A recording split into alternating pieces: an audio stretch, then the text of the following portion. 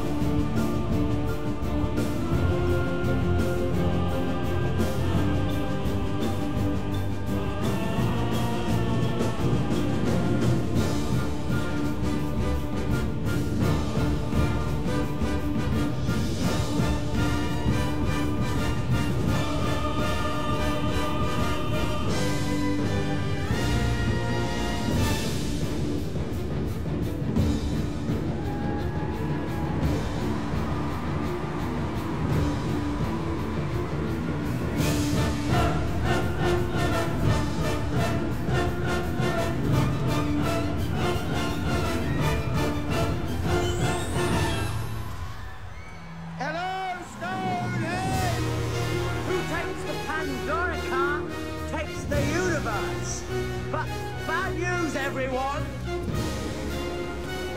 Because guess who? Ha!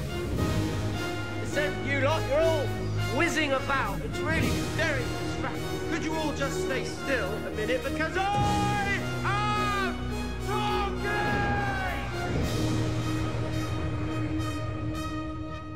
Now, the question of the hour is, who's got Pandora? Answer, I do. Next question, who's coming to take it from me?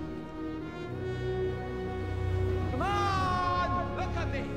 No plan, no backup, no weapons worth a damn. Oh, and something else I don't have. Anything to lose. So, if you're sitting up there in your silly little spaceship with all your silly little guns, and you've got any plans on taking the Pandorica tonight, just remember who's standing in your way.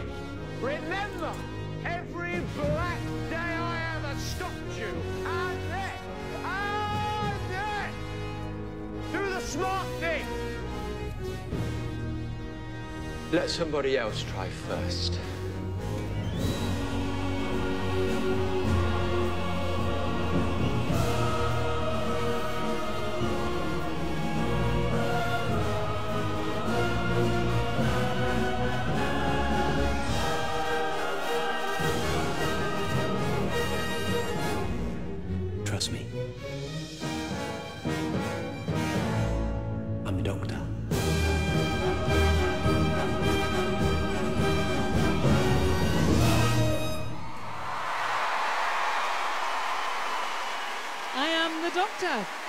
be taken by video link to a street near the Royal Albert Hall.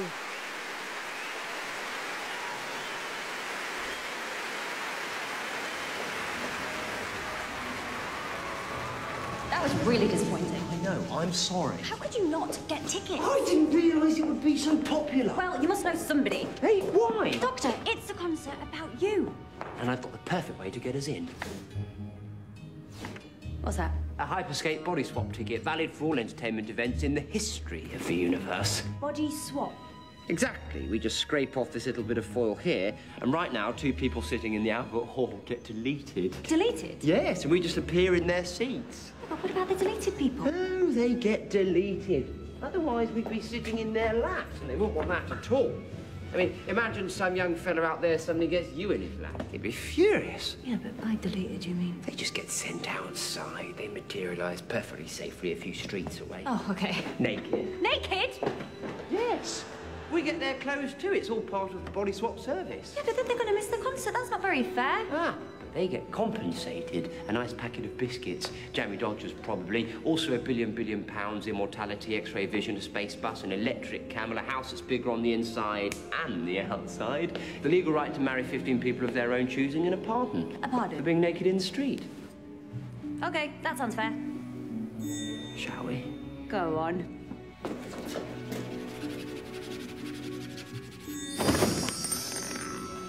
Doctor?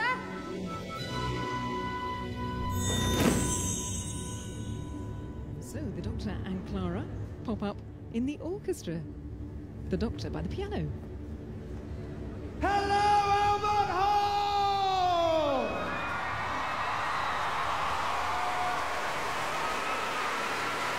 Oh, yes! We made it! What a wonderful surprise! Thank my lucky stars! Oh, dear. Well, how wonderful to be here, and my TARDIS made it, and a piano. How exciting. If Ludwig van could see me now. Hello, choir. Hello, orchestra. Oh, and it's Ben Foster. Ben, did you get my present? Excellent. May come in handy in case of alien invasion. Let's leave it to the real maestro, shall we? Oh, where's Clara? Clara! Oh, Doctor! By the double bass. Doctor! You promised we'd be in the audience, not in the orchestra. I don't know how to play the double bass. Yes, sorry. Well, don't panic, but at least the costume went all right. Tails and a bow tie, jackpot. Oh! Your hair. Ah! What happened to your hair? Oh, no, that must be the ticket. Oh, never trust a tout, especially when he's from Space Vegas. Actually, that reminds me, I've got to take you there. It's the ultimate planet for excitement. Right then, now then, orchestra, are we ready, ready, ready?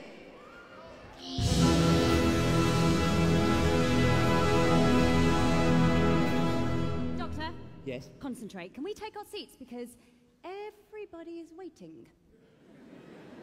Right. Yes, of course. Ladies and gentlemen of the orchestra, my sincere apologies. Ladies and gentlemen of the audience, sorry for interrupting this prom. Benjamin, please, take this. Right. Gosh, there's a lot of you, isn't there? Doctor! What? Yes, you're right. Do you know, I've just heard what's next. It's Carmen. But the last time we heard it, you were a Dalek, so it's time to run. Woo! Woo! Wrong way! Okay. Bye!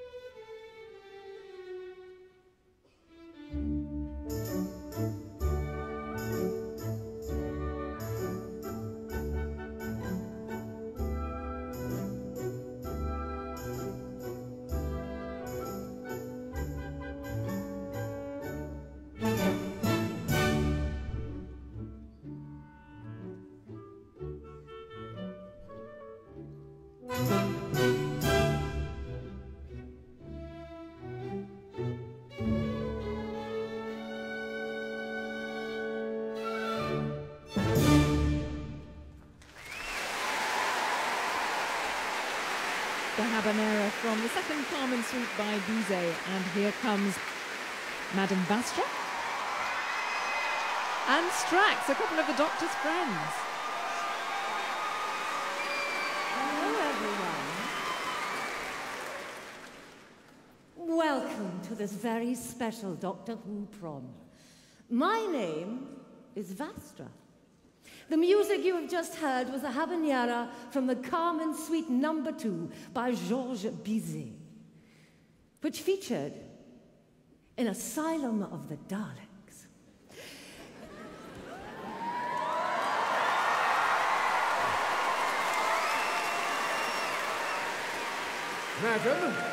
Madam, we appear to be surrounded. There are thousands of puny humans everywhere. Strax, Strax, these are all the Doctor's friends. Very well, if you say so, madam. But I'll be keeping my eye on them. For now, I'll stand down the Sontaran battle fleet. Yes, a very good idea, Strax. Today we're all here to celebrate our friend, the Doctor. I'm told that you humans have been following the Doctor's adventures for almost 5 decades.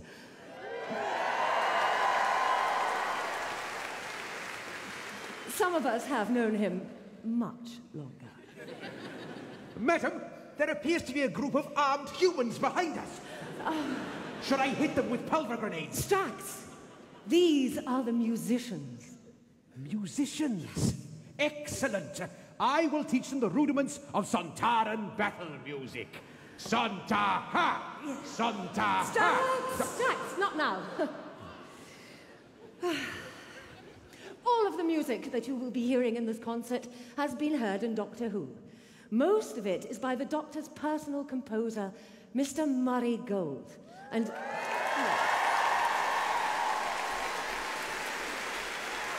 I am delighted to tell you that Murray is in the audience with us today. And is he?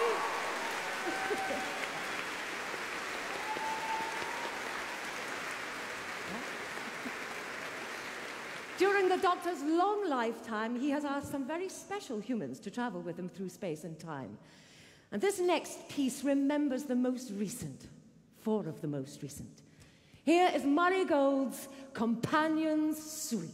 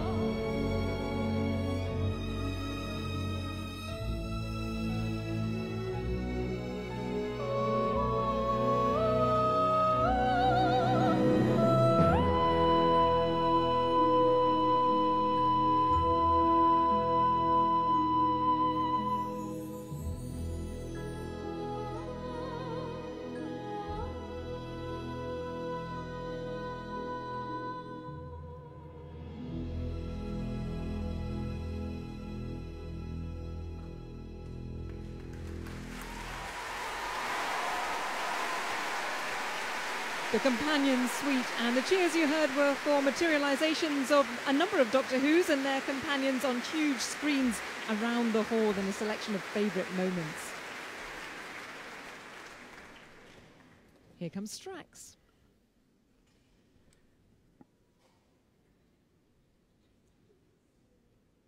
Strax to Sonta. Strax to Sonta. Field report T135/2. I appear to be in a large room filled with human scum who have gathered to celebrate the Doctor. A group of them are playing music, but nothing like our glorious Santaran war music. Yet others are standing, ready for battle. However, the majority are resting their weak and feeble bodies in seats. Wait. Intel just in suggests the Doctor's enemies are gathering and are preparing to attack. This next piece may provide more clues. Strax, signing off.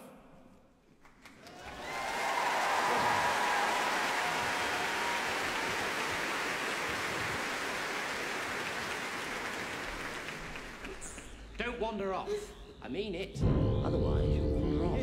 And the next thing you know, somebody's going to have to start rescuing somebody. Sweet dreams.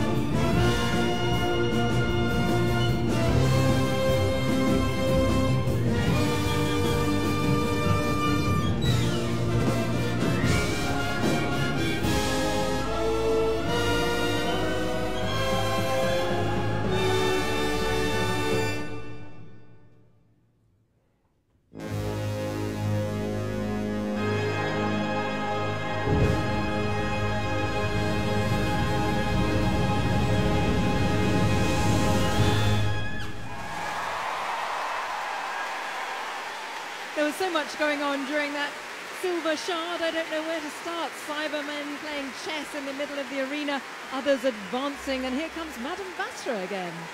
That was Cyber Shard. I hope no one was deleted. As the Doctor has travelled through space and time, he has met many great figures, including the composer of this next piece. Johann Sebastian Bach wrote his now famous Toccata and Fugue for organ at the beginning of the 18th century. And almost 200 years later, it was heard in a story featuring the Sixth Doctor called Attack of the Cybermen. The Doctor even plays a few notes of the toccata on the TARDIS after disguising it as a pipe organ.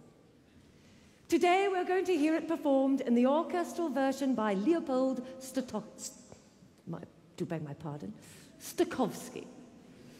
Next we'll turn our attention to one of the loneliest beings in the universe, the Weeping Angels.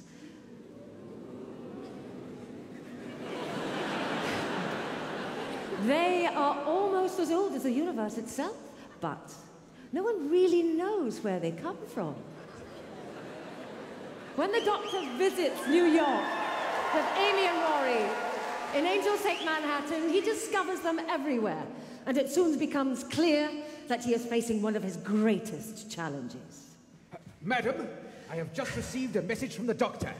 It is for everyone in this room. Huh? In the final chapter of Amelia Pond, he recommends you don't blink. If you do, they'll come and get you. You have been warned.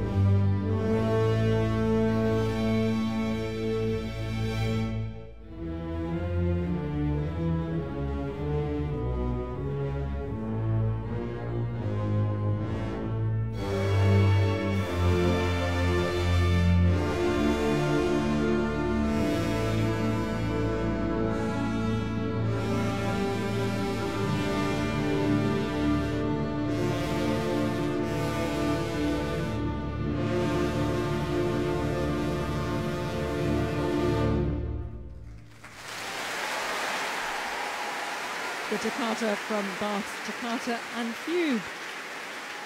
Now, there's a weeping angel in the centre of the arena and a sax soloist stepping to the front.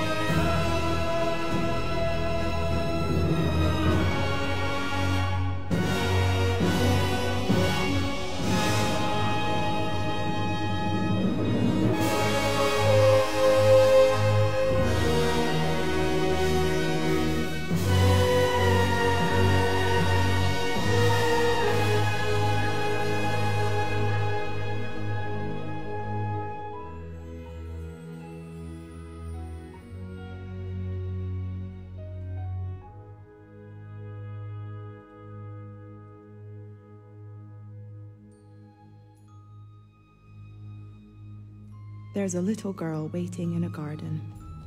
She's going to wait a long while, so she's going to need a lot of hope. Go to her. Tell her, this is the story of Amelia Pond. And this is how it ends.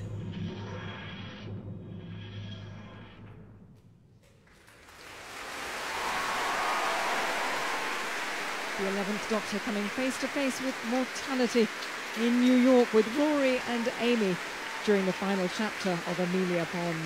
Back on stage, Madame Vastra and Strax. That was the final chapter of Amelia Pond, featuring the voice of Ellen Manahan Thomas. And so, with the last page of Melody Malone's novel, An Angel's Kiss, Amy and Rory's time with the Doctor came to an end. Madam, permission to speak? I believe this was when the Doctor came to us for protection. It was a time when he turned his back on the universe and removed himself from the company of others. Then he met that girl. Yes. And after losing Oswin or Clara twice, it was a phone call to the TARDIS that finally brought the two of them together in modern-day London. When the Doctor invited Clara on her first trip in the TARDIS, she asked to be shown something awesome. To bring the first half of this Doctor Who prom to a close, we are going to take you on that same journey to the rings of Akaten to witness the Festival of Offerings. Please welcome our two singers, the Queen of Years, Kerry Ingram, and Alan Clayton.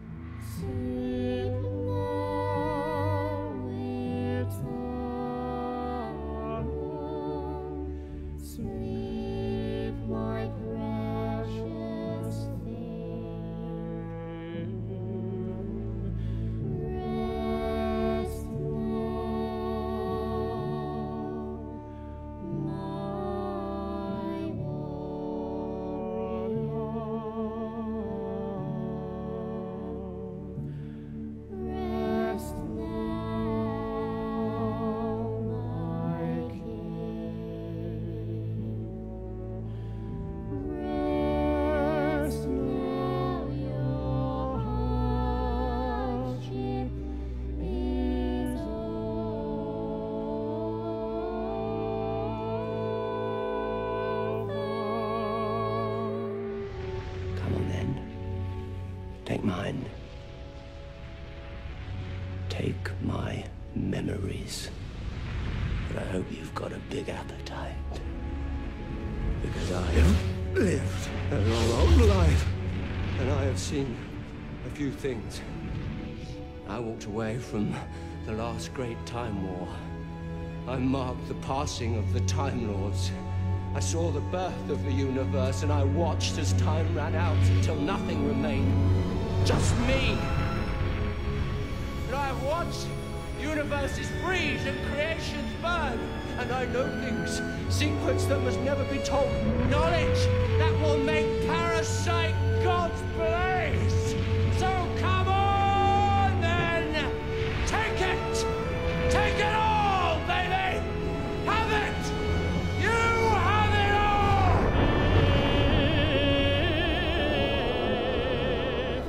Wake up, wake up, and let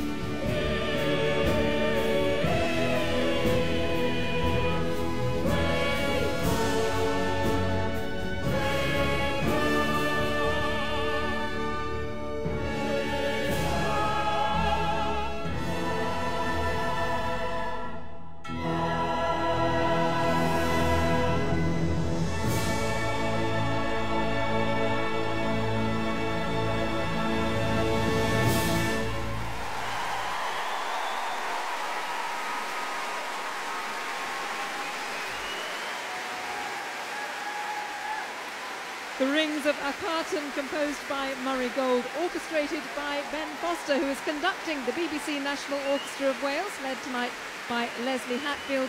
The London Philharmonic Choir with Kerry Ingram, the child chorister, taking the role of the Queen of the Years with this live BBC prom, and with her, the tenor Alan Clayton. The organist was Robert Court. Well, with me is... Humans, there will now be a 20-minute interval. You must return on time or you will be deleted. You must return on time or you will be deleted. Delete, delete, delete. Well, the fact that the interval announcement was made by a Cyberman there, and that the previous piece was introduced by Madame Vastra and Strax, a Silurian, and her Sontaran butler, has probably given you a clue, if you needed one, that this is the Doctor Who prom, live from the Royal Albert Hall. Radio 4's Sean Lay is with me. Alan Clayton and Kerry Ingram were dressed in red satin robes as characters from the Rings of Akhenaten during that last number. Was that a storyline you followed, Sean? Yes, absolutely. And a strange idea of singing a lullaby to a destructive celestial deity called Grandfather. I don't know what that tells you about what was going on in the author's mind, but I suppose that's one of the attractions for some pretty distinguished writers. For example, Neil Gaiman has written recently for Doctor Who, and it's a real opportunity to let your imagination let rip. And it certainly appeals to a huge age range, massive age range of audience members here. It is remarkable because you initially think, well, a lot of the adults are really here just because the kids want to go and they bring them along. And then you see the reaction of the adults on their faces, captured on some of the big video screens above us. But actually, if we just lean out of our box here and look among the audience, and when some of those monsters, those non-speaking actors dressed in heavy costumes that must be full of sweat by the end of the evening, it's so baking hot in here, as they careered around the auditorium, plunged into the arena, raised their weapons, or even just kind of glared at you, you could hear some of the screams and the cries of delight from adults and children alike, and in sort of sense captures the mix of fear and thrill that I think generations of children have felt. The sort of behind the sofa moment, only there's no sofa to hide behind here. Sadly not. Well, there'll be some exclusive videos of tonight's concert available on the Proms website from tomorrow if you'd like to check them out. We're going to take a short break. We'll be back in around 20 minutes. If anyone in the hall can bear to tear themselves away from the laser lights, the screens with their Doctor Who logos, and of course the blue police box, the TARDIS. But hang on a minute, someone seems to be making their way towards it. They look vaguely familiar. It's Radio 3 presenter Matthew Sweet. He's stepping inside. Matthew? Matthew?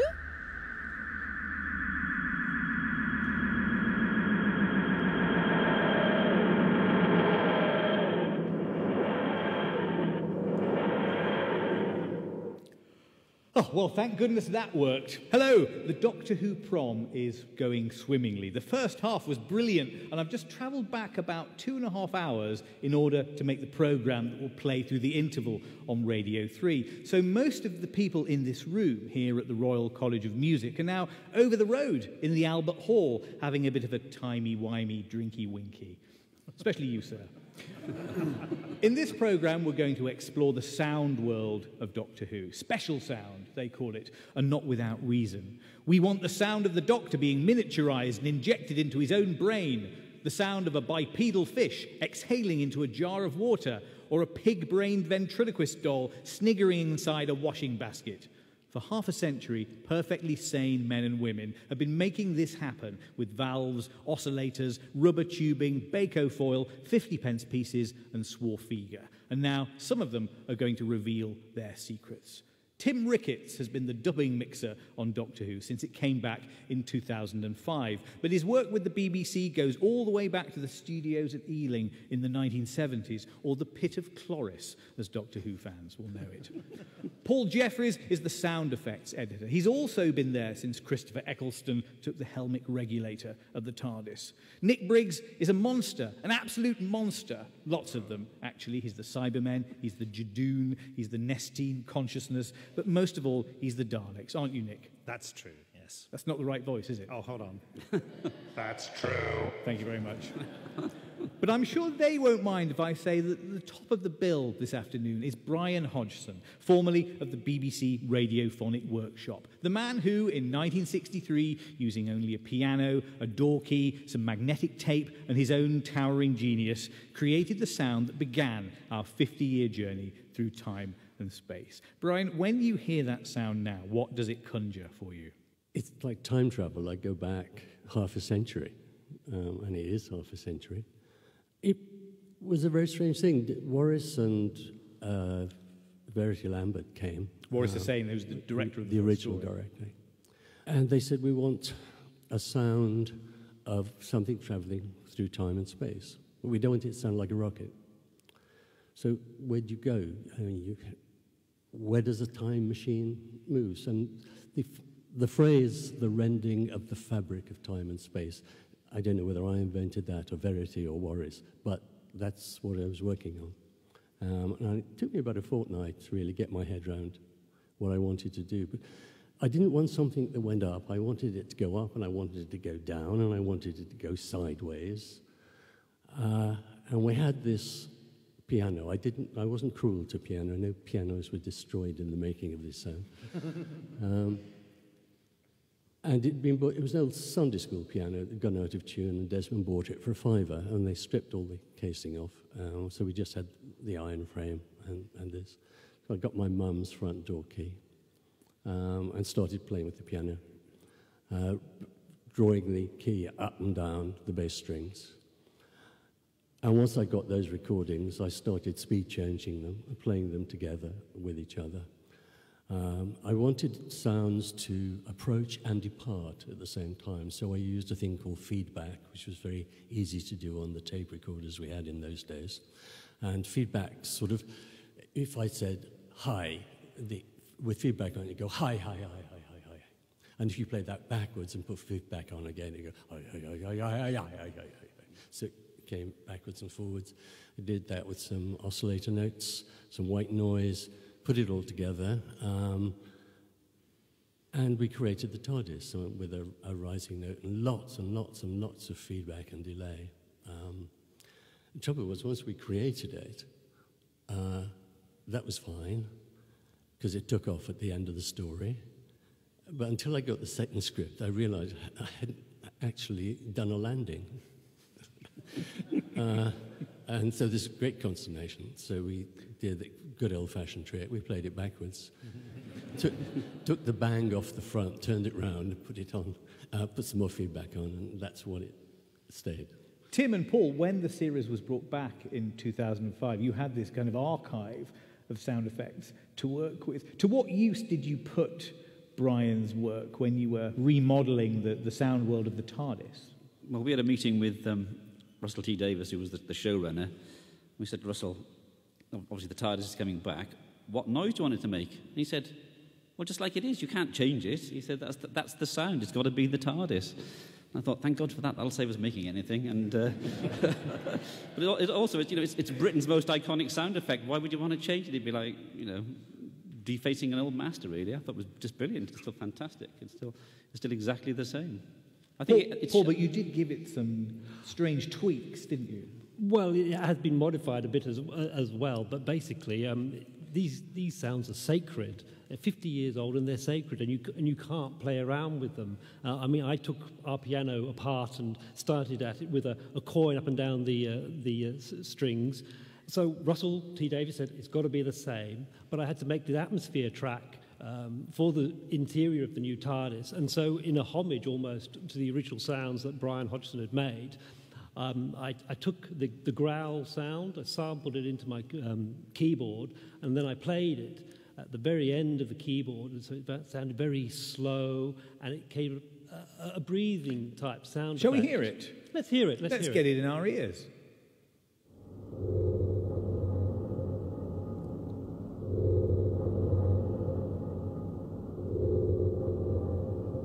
So that's the growl sound, sampled, played at the very end of the keyboard, and it makes it breathing, because the TARDIS, for us, when it came back again, it was an animal, it was a beast. And before, I think it had been rather clinical and electronic. It was certainly very white and clean. It was always dirty and manky, and so that breathing sound fitted it well. But also the homage, it was picking up on 50 years ago, and it sounded like it was almost at rest, sleeping, and it really was, because it's the same sound. Your TARDIS, Brian, from the 60s, was much more futuristic an entity than it is now. It didn't have this retro element to it, did it? Yes. Well, it was very futuristic then. Nowadays, of course, it's very old-fashioned, but production values change. You know, that was what you expected in the 50s when, you know, space was bloop, bloop, bloop. It isn't like that anymore. We've had Star Wars, and we've had all these wonderful films with very high production values. We couldn't go back. Okay, well, 50 years ago, the first alien world to which the TARDIS took us was a dusty, radioactive place called Skaro, home of the Daleks. Brian formulated the Dalek voices, and Nick Briggs here performs them today. Let's hear the real Daleks from the 60s. Technology is the most advanced in the universe. The fugitives are to be eliminated. Is that understood? I obey.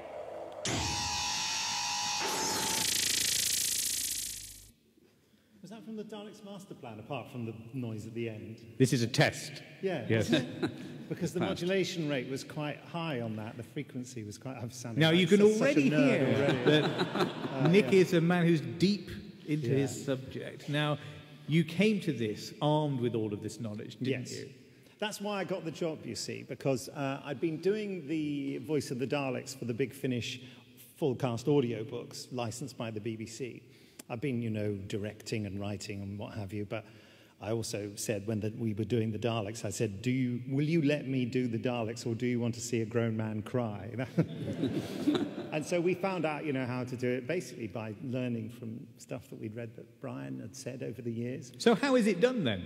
Oh, well, I don't know technically. Brian can tell you that better than me, but I've got this thing called a ring modulator here. You can hear my voice coming through it now. So this is a rather elderly-looking microphone attached to... What are those things below your feet there? I can't possibly tell you, but they're very dangerous. That's a ring modulator, and that's a mixer. I've just got the mixer here because, as Brian will probably tell you, the secret of a good Dalek voice is to really overload the mic signal to make it not quite distorted, but quite fluffy, you know, and then you send that through the ring modulator and you can hear it just furring up my voice now like that. And then you get the full effect like that. You will be exterminated! Thank you. You would all make good Daleks. The voice has changed over the years then, did they? It has changed a bit. I remember talking to Dick Mills, who did lots of sound design for Doctor Who with you, Brian, and asking him why, in my Anunnaki way, I said, why does the Dalek voice change? And Dick sort of made a brave fist of explaining this, and he went, oh, we just forgot to write down the setting. You know? So we just made it up every time. I'm sorry, that's one of Dick's stories. Brian, what do you remember about how you formulated, how these creatures should sound, how their personalities were reflected in this voice? Well, you depend very much on the actor. If you can't get the actor to do the performance, then it won't work properly. So I was very lucky. I was working with another genius, Peter Hawkins. And the original treatment of the voice with the ring modulator was for a different robot, a rather polite robot, on a children's radio program called Sword from the Stars. And that was a much more gentle butler-type robot. So that when it had to become a nasty robot, we tweaked the modulation. And the modulation is actually should be, the original Dalek modulation is 30 cycles. Which we reckoned that was about the most intelligible. And at one point, I think there was a boss Dalek, and we modulated him as a combination of 100 and 30 cycles together, just to differentiate the boss and the serfs, so to speak. So, Tim, is the Dalek voice something that's sort of made in the microphone, as it were, made with that gizmo that Nick has under his feet? Or these days, do you take it and do something else to it as well? Well, sometimes we take Nick's device straight from location, because often it's very good. We also take a clean feed of Nick's mic. So we've always got Nick clean on I was going to say tape, but it's not tape. in the box. So we've got Nick's voice, and then we've got our own box. We've got another ring modulator in bass, so we can also use that to recreate that. But I think really the secret of the Dalek voice is not so much the gizmo, but the acting. It's all in the acting. And the ghosts of previous actors who have played the Daleks survive in your performance, don't they, Nick? Oh, absolutely. I mean, you know, it's a homage to, you know, Peter Hawkins, and I kind of try to get the various different old Dalek voices in there. I put their names on my script. You know, there's a Peter and a Roy and a David. Can you give us a demo? The difference between these? The Peter Hawkins one is my favourite one, who talks like this. But then you have the Roy Skelton one. He used to play Zippy on Rainbow, so there is that kind of tone to his voice. The David Graham one, I can't really, he had this way of talking that was very disturbing. Yeah. Brilliant, though. They were, you know, What's they're the an next inspiration.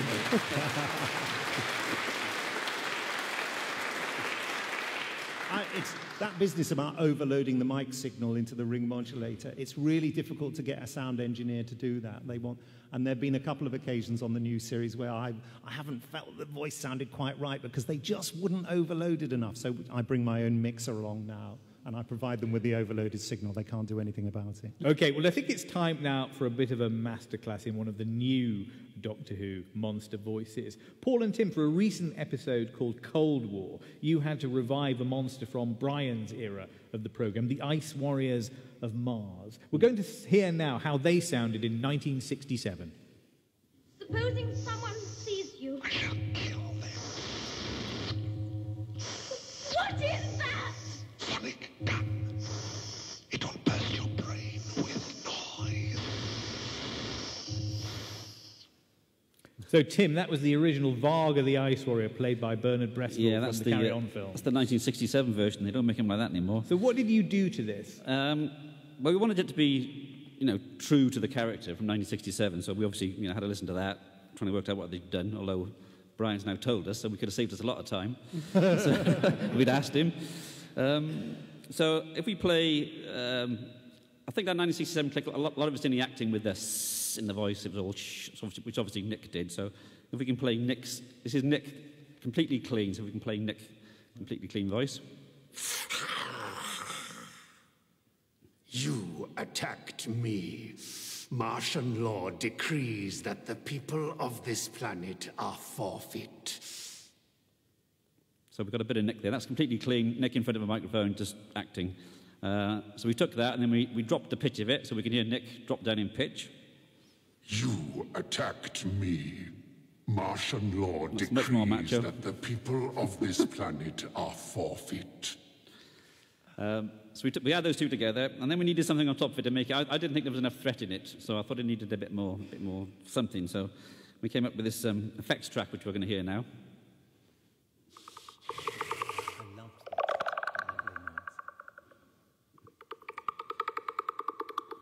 So that's the sound of a beluga whale messed about with a bit. Well, I must say, no whales were harmed in the making of this show. So we added the two nicks, a few more breaths, and the clicks, and we put them together, and now we'll hear the finished Skaldak.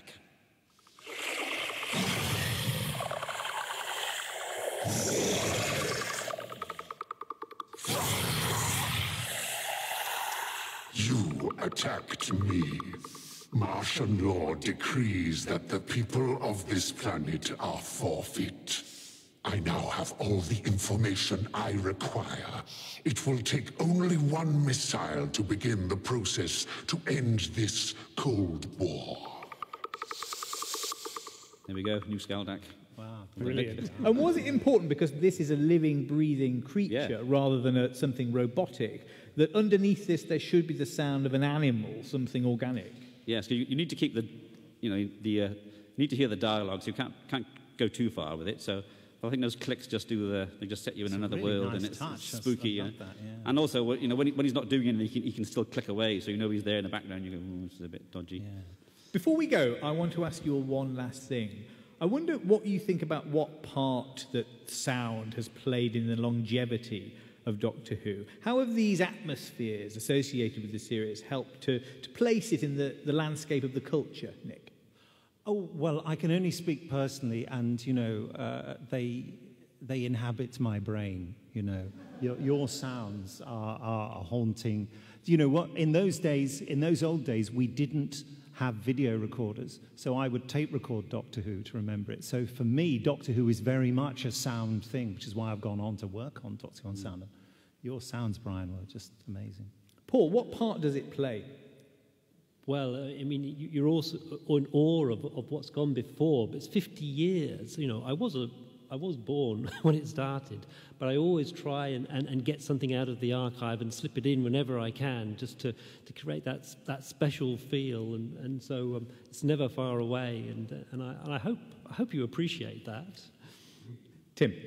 Well, I think there's two things in Doctor Who that really work. One is the start of the theme tune, which is that scream, which Russell always called the call from the kitchen. So even if you've forgotten it's on, you hear that, you go, Doctor Who's on, you have to dash into the sitting room and watch it. And the other one is the sound of Brian's TARDIS, because it's such an iconic sound. And, you know, if anybody in Britain these days, any show on television, if they want to demonstrate time travel, it's always the sound of the TARDIS. And it's never been bettered. Brian, what role has it played? How much does Doctor Who owe to the strange sounds that we hear when we watch it? I think in the beginning it was very difficult to get sets that didn't wobble and doors that would open properly on cue. And the sound just gave it another element, so that you weren't constantly sort of troubled by all the strange other things that were going on. It gave it sort of homogeneity and created a new world. And that's where we have to press the fast return switch, I'm afraid, and get back to the end of the interval on Saturday night. But before we enter the vortex, there's just time to thank our guests. Tim Ricketts, Paul Jeffries, Nick Briggs and Brian Hodgson. Set the controls for the Albert Hall. We're off again.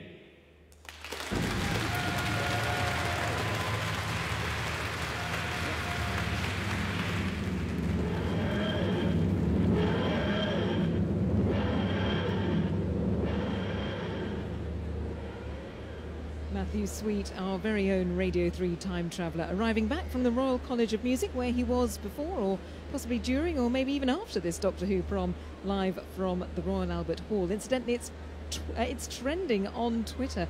Tweets from all over the universe, at least the US, Chile, Spain, France, and including some younger listeners enjoying their first ever prom live on BBC Radio 3.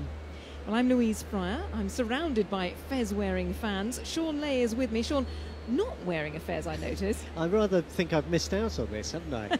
I don't know who makes fezzes at the moment, but they must be doing good business thanks to Matt Smith's endorsement of the fez as the Doctor, and of course the bow ties, a few of those on display as well. Although I suppose less untypical in the Albert Hall. I guess so. We have quite a few bow ties on stage amongst the National Orchestra of Wales, at least. Now, talking about the more recent incarnations of Doctor Who, how has the music changed? We were hearing there about the original sound world and how it was created. What's new? Less electronic music. I mean, we've got a couple of old synthesizers up on the stage, which will be used in the second half. I don't want to give too much away, but they were a very important part of the Doctor Who I grew up in the 70s. A composer like a man called Dudley Simpson, a 90-year-old Australian who composed something like 300 episodes of Doctor Who music over the years between the 60s and 1980, and he's still with us, I'm delighted to say. He relied very much on that to help enhance the ordinary typical instruments that he was able to use. He would have killed to have the orchestra that Murray has his hands on, the National Orchestra of Wales. He might have used just a handful of musicians. And then going further back in the 60s, a lot of composers would have been asked to provide very short bits of music with only 2 or 3 musicians. In the early days, played in virtually as live into the studio recording. Some big names back then. Richard Rodney Bennett was one of the first composers on Doctor Who. The jazz musician Don Harper. Stanley Myers, who's still composing today for cinema, had much fun with La Marseillaise for a story set in the French Revolution. And Geoffrey Bergen, the late Geoffrey Bergen, a few years before he did Brideshead Revisited, did a couple of very memorable suites of music for Doctor Who in the mid-1970s. So there's a big range of styles, and that in a sense reflects the programme, because of course it really is a programme without a format. It can be set anywhere, in the past or future or the present, on an alien planet or here on Earth. It's really only limited by the imagination, and the imagination of the composers is as important as that of the writers or the directors. It really deals with some pretty heavy subjects, doesn't it? I mean, we've been privileged, if you like, to watch clips on the big screens, and more are coming up, and that applause is for the conductor, Ben Foster, stepping on to the stage for part 2 of this Doctor Who prom. All strange, strange creatures coming up. He's illuminated his sonic baton, and off we go.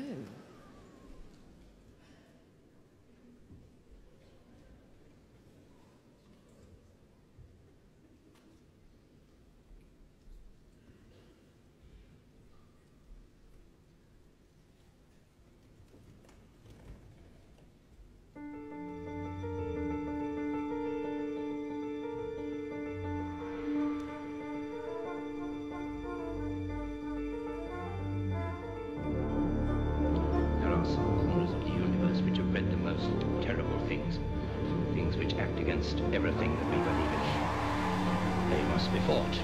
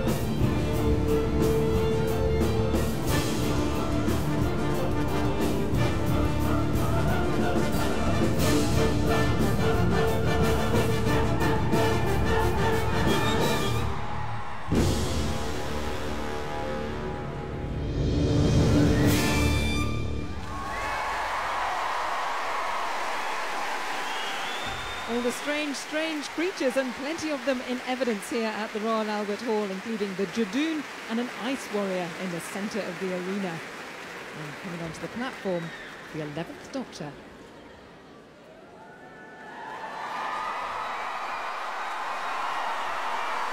Hello. Are we having a nice time? I can't hear you. I said, are we having a nice time? Yay! Well, hello, everyone, and welcome to the second half of this Doctor Who prom. That was all the strange, strange creatures performed by the Doctor Who house band, the BBC National Orchestra of Wales, the London Philharmonic Choir, and all under the sonic baton of our resident maestro, Mr. Ben Foster, ladies and gentlemen. Now, in case you're wondering, my name is Matt Smith and I play the Doctor, and as you all know, this is a very special year for Doctor Who. 50 years! Amazing, it's amazing. And I can't think of a better way to celebrate than to be here with all of you.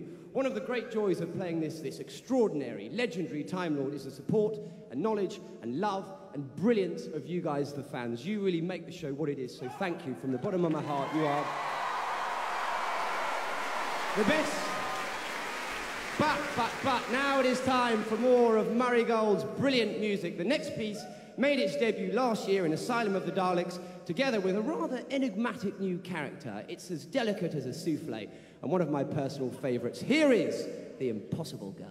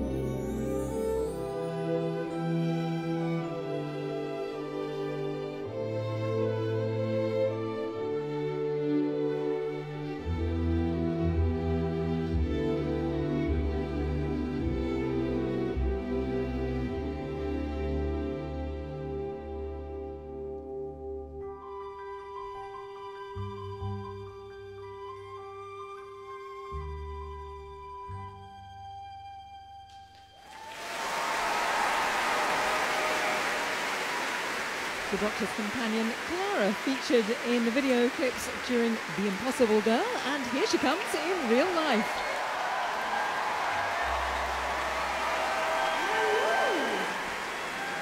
Hello, thank you. My name is Jenna Coleman, and I play Clara Oswald in Doctor Who. We have just been listening to Murray Gold's theme that's been Clara's, sometimes Oswin's, always the Impossible Girl's musical companion on her travels through time and space with the Doctor. Next, we're going to hear a piece of music that featured in an episode of Doctor Who first broadcast in the late 70s. The Robots of Death starred Tom Baker as the Doctor and features a soundtrack by Doctor Who's most prolific composer, Dudley Simpson.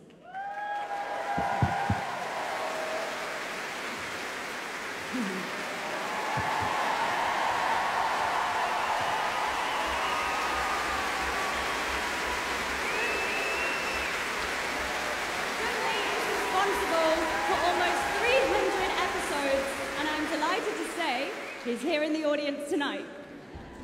Dudley's soundtrack included an arrangement of a beautiful piano piece by French composer Claude Debussy, and we're now going to hear Ben Foster's brand new take of that same piece. Here is The Girl with the Flaxen Hair.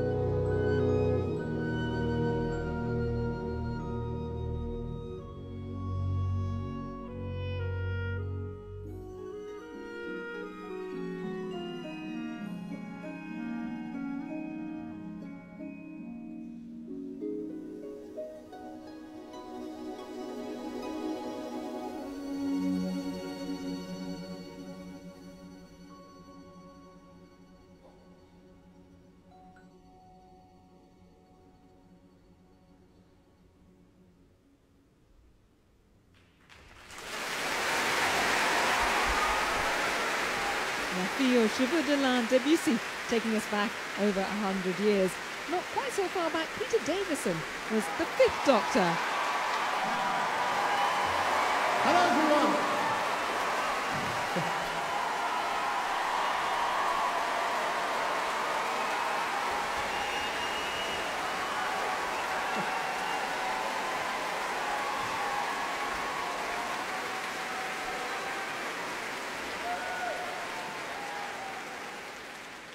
Wow, what amazing memories you all have. Even though most of you weren't even born. My name is Peter Davison.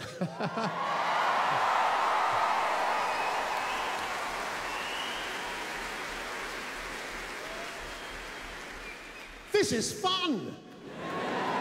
Now we've been introduced, you can call me 005, if you like. I've no idea how many doctors there will be, but now we can go up to 999. I'm so pleased to be with you today for this special celebration of 50 years of Doctor Who, and I'm especially excited to be introducing this next sequence that looks back to the classic era, my era of Doctor Who, now called the... thank you. Now called the Classic Series. That's a bit like the Championship is to the Premier League. The classic series of Doctor Who ran for 26 years from 1963. Obviously, I'm quite late on in those 26 years. Not 1963, I'm not that old. Actually, I'm almost that old. This sequence includes music by Tristram Carey, Martin Slavin, Malcolm Clark, Dudley Simpson, Paddy Kingsland, Peter Howell, and Mark Ayres.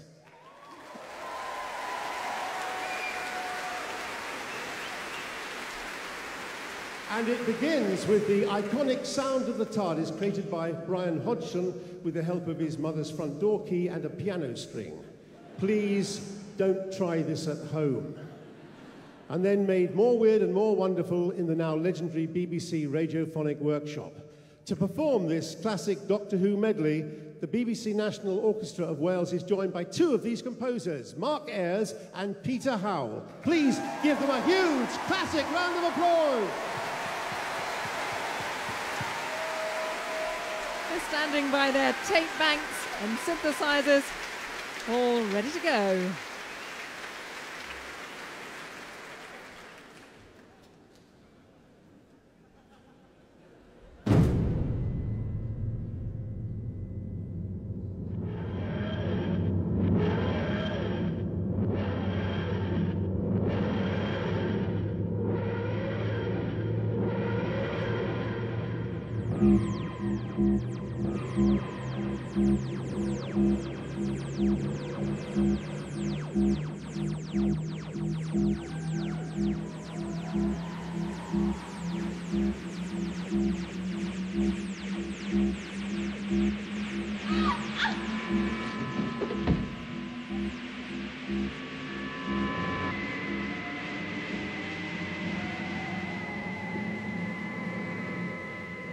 You will move ahead of us and follow my directions.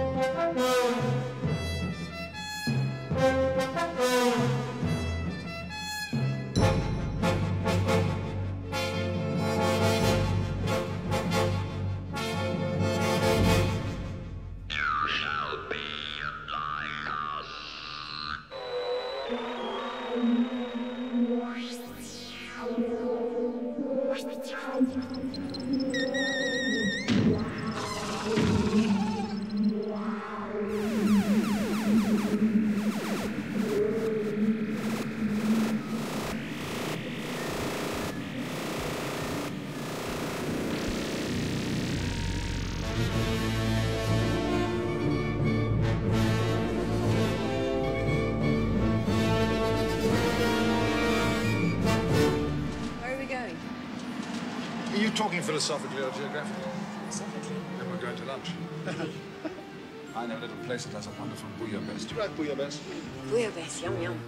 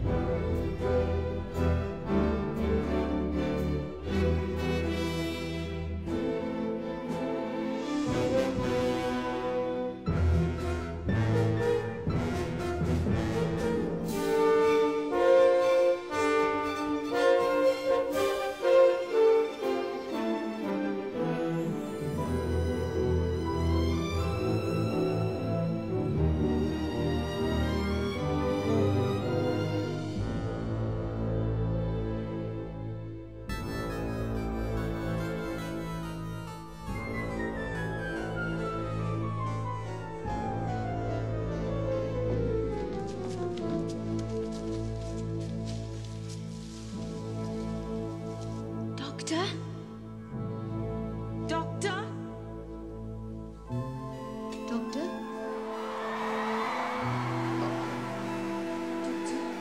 Doctor? Doctor? Doctor? Doctor! It's the end. But the moment has been prepared for.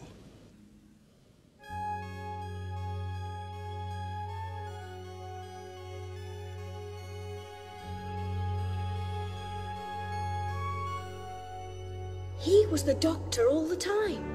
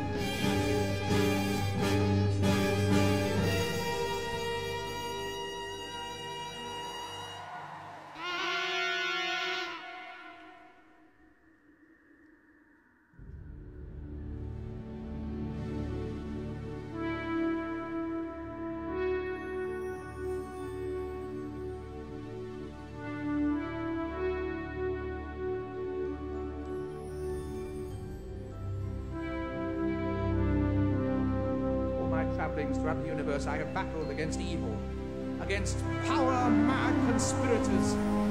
I should have stayed here. Daleks from Tyrants, Cybermen. They're still in the nursery compared to us. 10 million years of absolute power. That's what it takes to be really corrupt.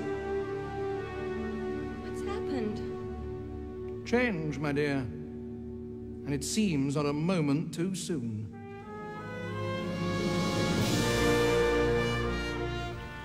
She's my mum and I don't love her. What's wrong with me? Why can't I stop hating her? You love the baby. I didn't know she was my mum! Love and hate. Frightening feeling. Especially when you're trapped, struggling beneath the surface.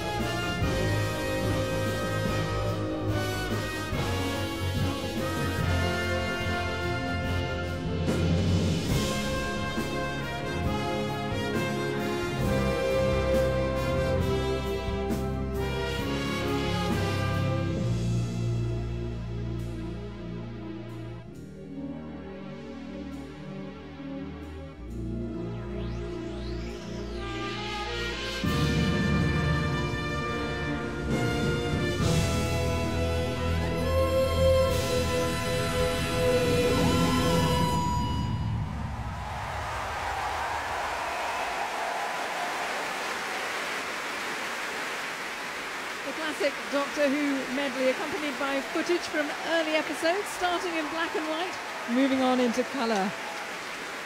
By Strax and Strax. I've just been informed that we're about to hear two very special pieces, which I find hard to believe.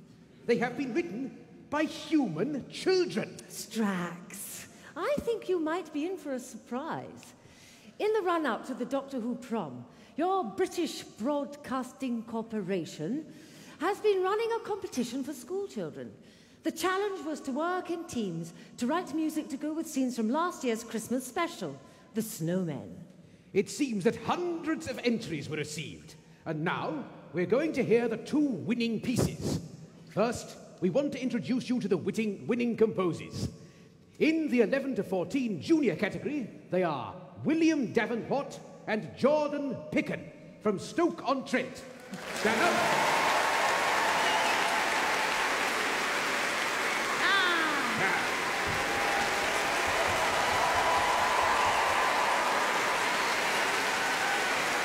And now, the winners in the 14 to 16 senior category, Gabe Stone and Matthew Owen from Cirencester. Stand up.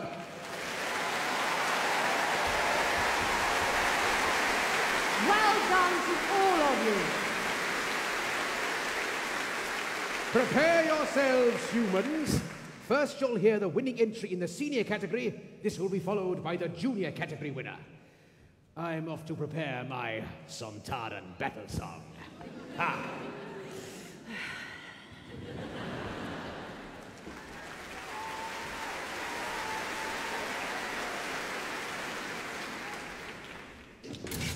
Come on, quickly! Ah! What are you doing? My bustle is stuck. Your bustle? You're going to have to take those clothes off. I didn't mean... I know. I understand, I do. Good. Now, what's the plan? Who said I've got a plan? Of course you've got a plan, you took that. Maybe I'm an idiot. You're not. You're clever, really clever. Are you? If I've got a plan, what is it? You tell me. That's the way to do it. Is this a test? Yes. What will it do to us? Kill her. That's the way to do it. So come on, then plan. Do I have one? Oh, I know what your plan is. I knew straight away. Of course I did. Show me. Why should I? Because we'll be dead in under 30 seconds. Do I have a plan? If we'd been escaping, we'd be climbing down the building. If we'd been hiding, we'd be on the other side of the roof. But no, we're standing right here. So? So? After you. After you? After you. I'm wearing a dress eyes front, soldier. My eyes are always front. Mine aren't. Stop it. No. I understand you're the previous governess. I regret to inform you the position is taken. Good night.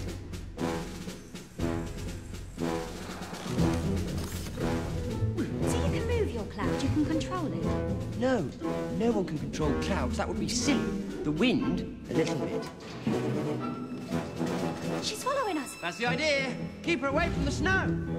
So, barmaid or governess, which is it? That thing is after us and you want to chat. Well, we can't chat after we've been horribly killed, can we? How do we get up so high so quick? Clever staircase, taller on the inside. What am I standing on? What's this made of? Super dense water vapour. Should keep her trapped for the moment.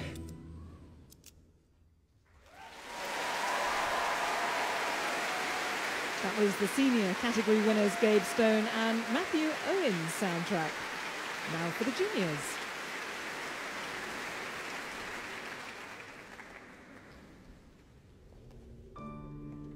I never know why. I only know who.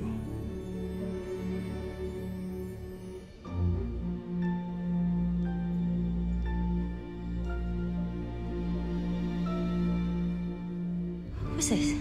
Me. Giving in.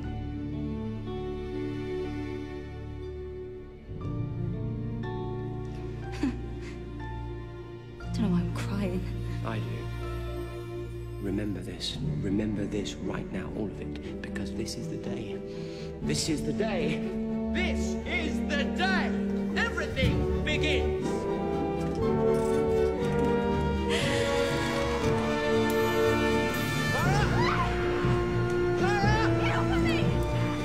If it doesn't stop ice, I should have realised. Let her go. Let her go now. Now. Get off of me! No. Clara!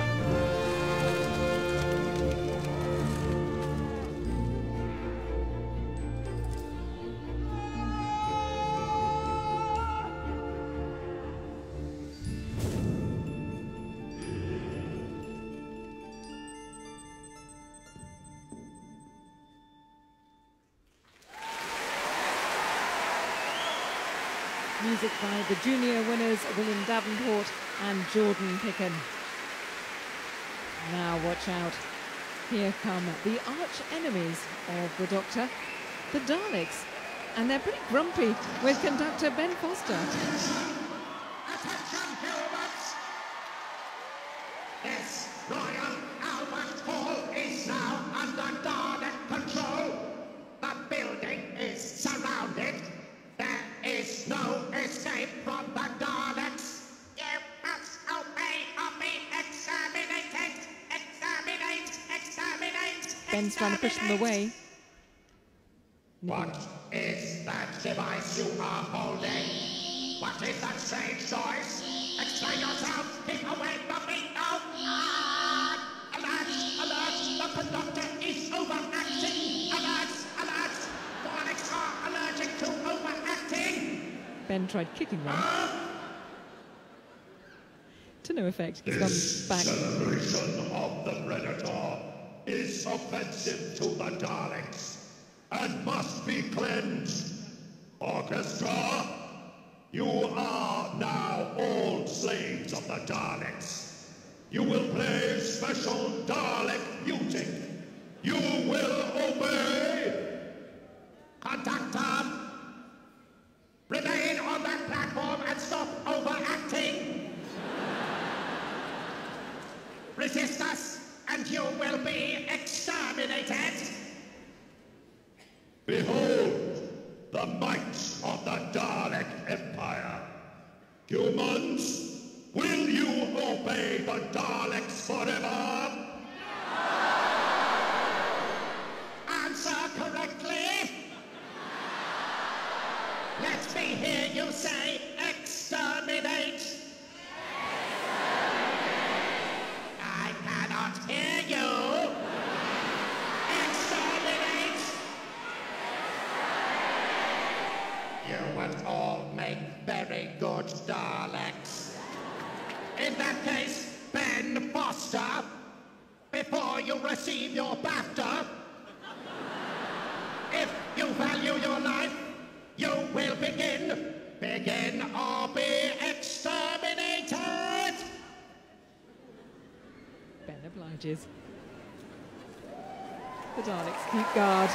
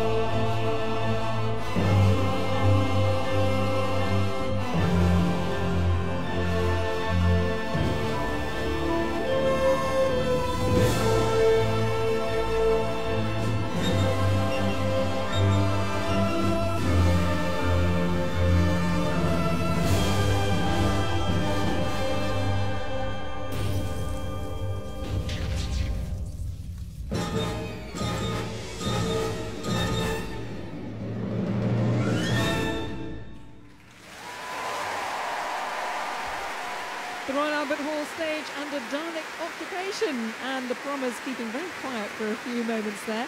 The Daleks now making their way off.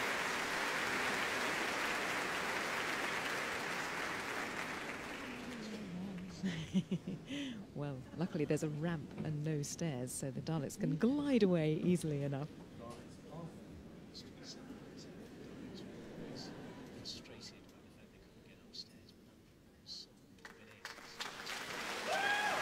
Now, applause for another early companion.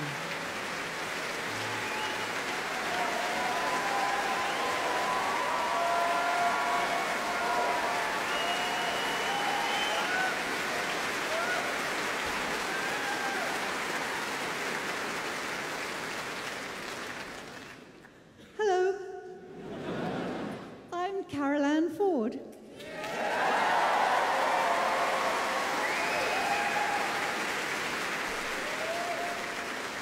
I played the Doctor's first screen companion, his granddaughter, Susan Foreman.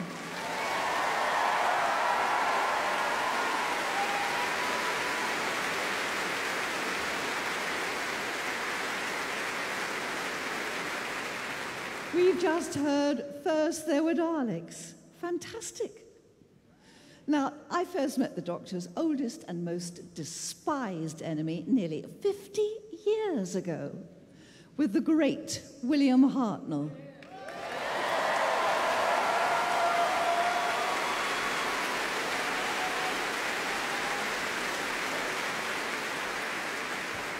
In a story that is known today simply as The Daleks. As actors, our first experience of meeting them in rehearsal was far from terrifying. Only half a Dalek, with small actors inside, propelling them with their feet. We were asked to please not use them as dodgem cars, as the budget didn't stretch to new ones. But we quickly realized how big an impact they were making when children no longer played cops and robbers, or cowboys and Indians, but Daleks. Exterminate! One of the great things about being an actor in a show like this is that you get to be a kid again and really believe. Although we often got the giggles when we were introduced to some of the new monsters. We all took it very seriously, though, and waited with great excitement for the next script. And who'd have thought that this celebration would be happening 50 years on? It is amazing, isn't it? It is amazing. Amazing.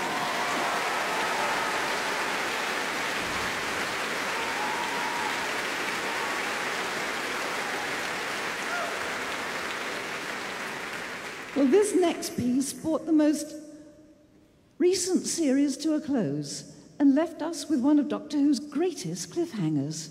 Well, I don't know about you, but I can't wait till November, and Matt won't tell me a thing. Anyway, for now, here is The Name of the Doctor.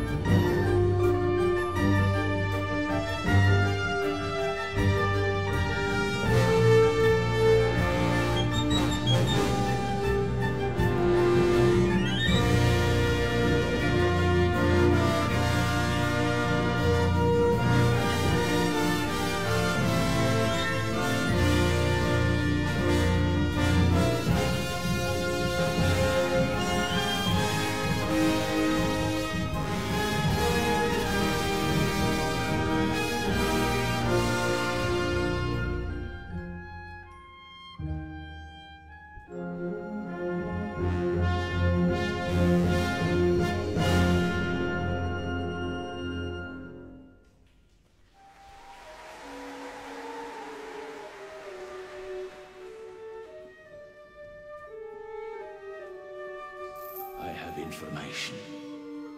Valuable information. Are you bargaining for your life? The doctor. The doctor has a secret, you know. He has one he will take to the grave. And it is discovered.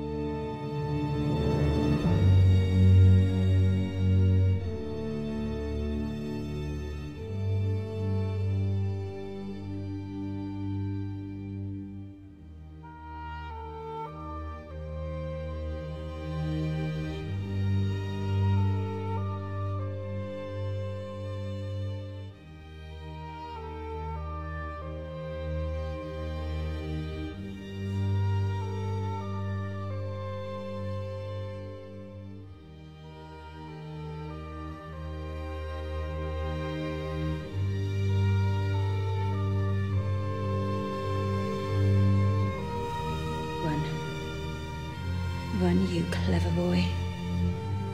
And remember me.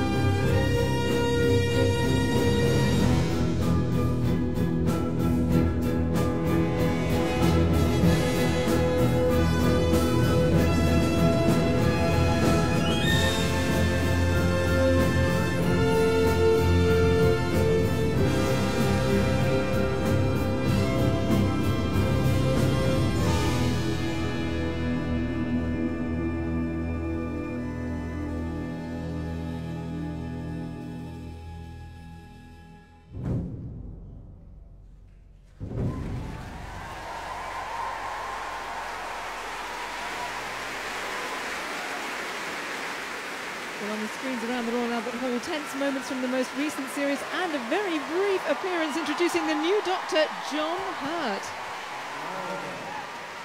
Over to Matt Smith. So, what does it all mean, eh? Only another 4 months till we find out. All right, stop it. Stop teasing. Oh, well, I know, that's my job. So, that was music from The Name of the Doctor, Stephen Moffat's enigmatic and brilliant finale to Series 7. I'm sure I remember him saying no more cliffhangers. Yeah. Sadly, time is racing and we're fast approaching the end of the 50th anniversary celebration of Doctor Who, but before we say goodbye, another first. To mark this special occasion, Murray Gold has written a brand new piece that he describes as a love song to a television series. To perform the world premiere of Song for 50, please welcome back our soloists, Ellie Manahan-Thomas and Alan Clayton, the BBC National Orchestra of Wales and the London Philharmonic Choir, and Mr. Ben Foster!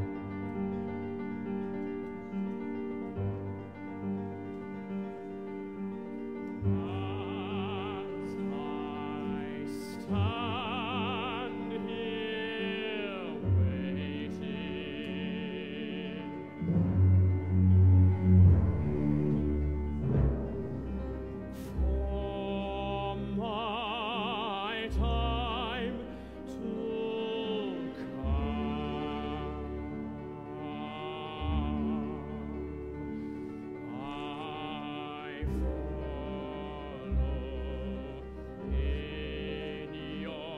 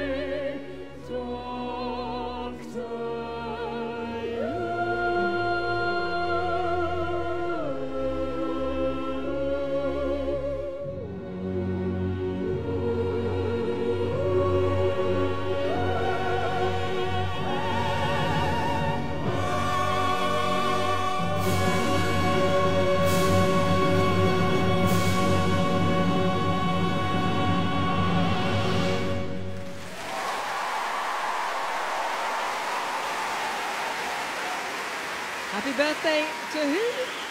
To Doctor Who.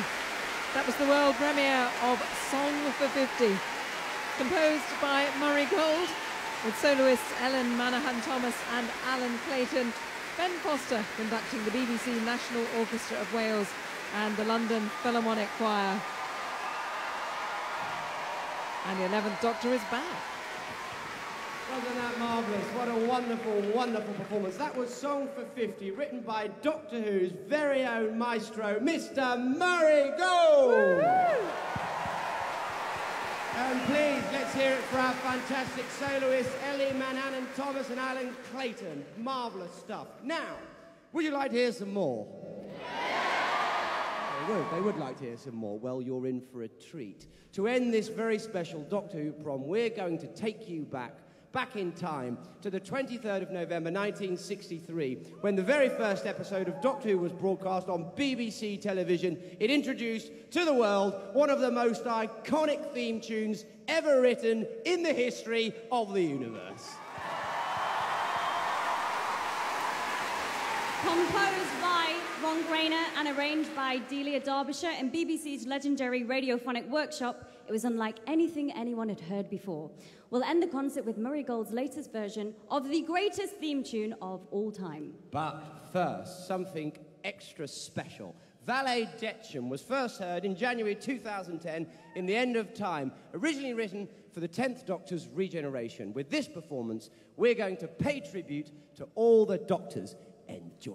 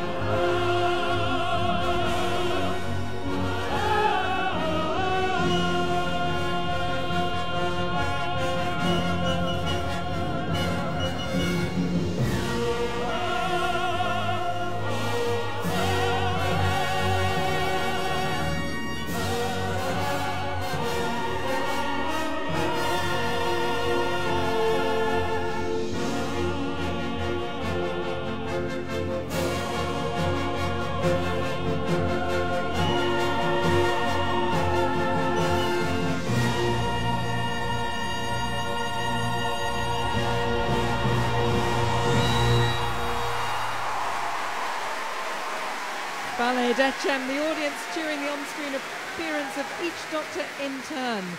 And now, prepare yourselves for that iconic signature tune that I think probably made the series.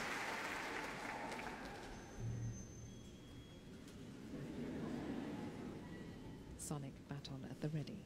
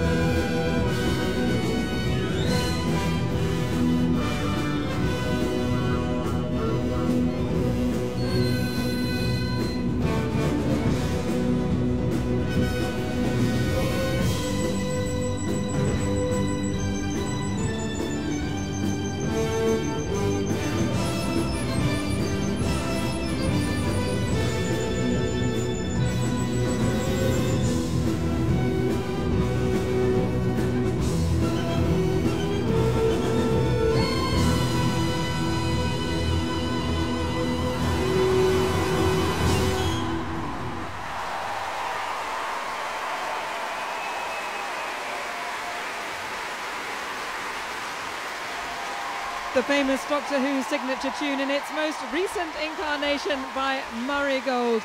And he's giving a warm hug to the conductor, Ben Foster. It ends this Doctor Who prom 50 years since the series first aired. All the aliens grouping around the stage during the closing moments of the screens showed a montage of opening title sequences from 1963 to the present day. The BBC National Orchestra of Wales, leader Leslie Hatfield, members of the Radiophonic Workshop, the London Philharmonic Choir and soloists Ellen Manahan-Thomas and former Radio 3 New Generation artist Alan Clayton, all taking their bows. Together with the 11th Doctor, Matt Smith, Clara, Jenna Coleman, Madame Vastra, Niamh McIntosh, Strax, his butler's tailcoat, not out of place at a prom, Dan Starkey, and the 5th Doctor, Peter Davison, and the first ever companion, Carol Ann Ford. Well, the BBC National Orchestra of Wales are back for their first prom with their new chief conductor Thomas Sondergaard on Thursday, the 18th of July. That's Szymanowski's Third Symphony and Strauss's Alpine Symphony on the programme, beginning at 7.